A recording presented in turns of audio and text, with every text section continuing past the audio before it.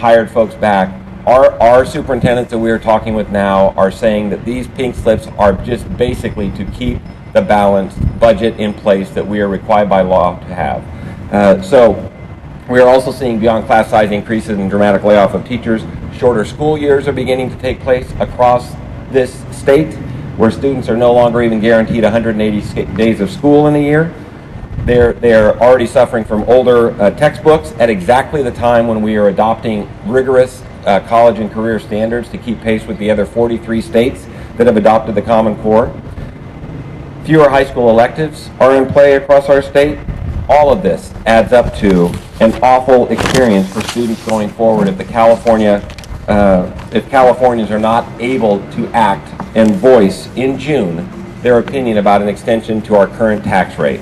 So with that, given the details I've shared with you, I'd now like to ask my colleague Rick Miller from Riverside to come forward and share a few words. Thank you, Mike, and good morning.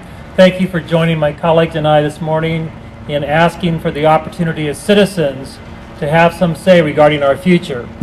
Currently, the governor is asking for authorization to place a tax extension on the June ballot, but time essentially has run out. We need action now, this week, today. The decision to have a ballot decision has been postponed too long.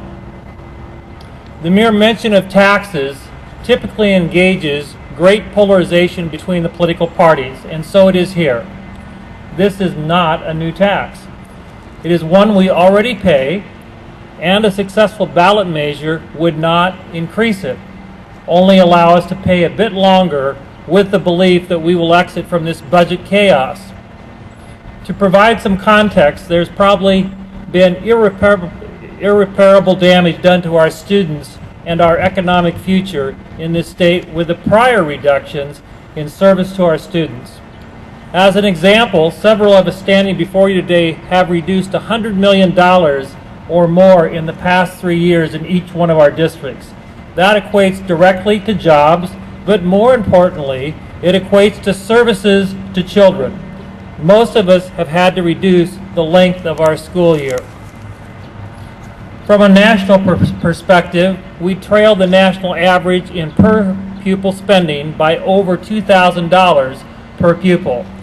As a resource allocation, we are less than 10% less than the national average. From a state perspective, your students and mine, this year, 2010-11, we received less financial support than we did in the last century. My wife says last century. I said, yeah, 1997, 1998.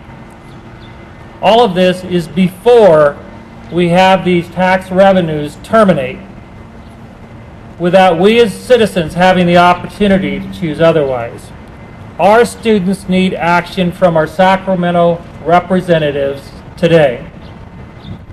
3 years ago, in 2008, before we really entered into this recession and the budget crisis, we ranked 43rd out of 50 states in per pupil spending, and 50th in the ratio of highly qualified teachers and staff to every student.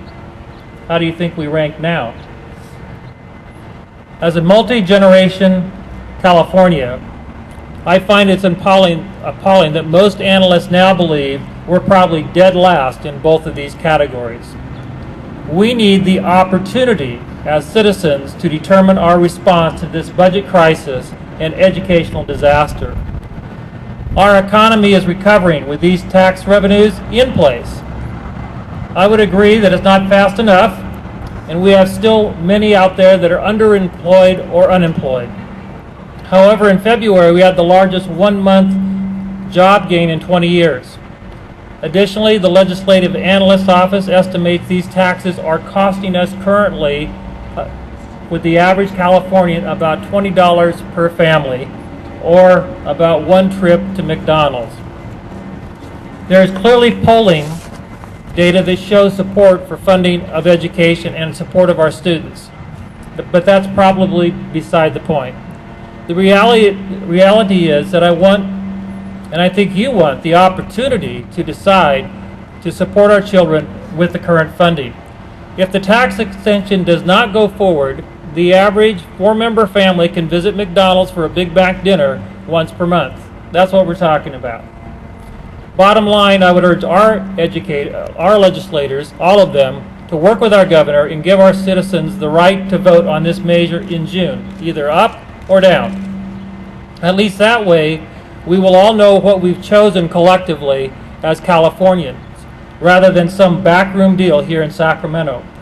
Actually, I always thought, regardless of the political party, that was part of what democracy was all about, allowing us as citizens to decide. At this time, I'd like to reintroduce our host from Sacramento City Unified School District, Superintendent Jonathan Raymond. Thank you, Mike, and thank you, Rick. And also want to let you know that our fellow superintendents are also available for comment after we get finished up. I look right in front of me and I see 2 yellow school buses. So we all know what that means, a field trip to the state capitol. Well, what's the most important civics lesson that we could possibly tell? That a government of the people, by the people, and for the people. Truly representative. And that's the issue that we're talking about here today, is let's put this measure on the ballot and let the people of California decide our future. It's not a Republican issue, it's not a Democratic issue. It's a basic issue of representation and democracy. If we think about our 6.3 million children here in California, the largest percentage and the largest share of school children across this country, what happens if just 10% of those 6.3 million don't finish school? What will their futures look like? And we know that at least half of these children come from families that live below the federal poverty guidelines. And we know from a recent UCLA study that was just published that the budget impact and cuts greatly affect those that come from poverty. Almost 1/10 of our students in California are in special education. 1/3 of them are English language learners. In fact, 36% of English language learners in the country are here in California. And this is the future workforce. This is the engine. This is how the United States competes globally. We know today of the underinvestment in California. We know today the impact that it's having globally, as India has more honor students than the United States has even students. These are the very real challenges that we face today. So it's critical that we let everyone know that education is not an expense. In fact, education is an investment, the most important investment we could make. Gandhi says that you can tell the soul of a society by the way it treats its children.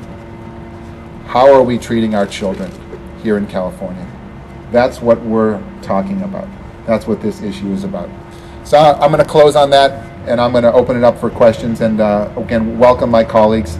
Thank them for being here today, for joining us to speak first about kids.